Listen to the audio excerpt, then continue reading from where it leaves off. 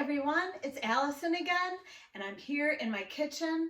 I'd like to remind you that not only am I an English teacher, but I also love to cook. So, do you have a recipe idea that you would like to share with me? I mentioned this before in another video, but I love to cook and I love to help people learn English.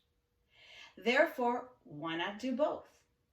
So if you have a recipe that you would like to share with me, then I can make it here in my kitchen, and you can learn the important vocabulary around the recipe. I also include other regular expressions of American English and pronunciation tips when I share a recipe. So do you have a recipe idea for me? Please send it to me. You can send it to ESLCOOKING@gmail.com. You also can just comment below. Send me a link of your favorite recipe from your culture or from your childhood. And I would love to try to make it here. Okay, bye-bye.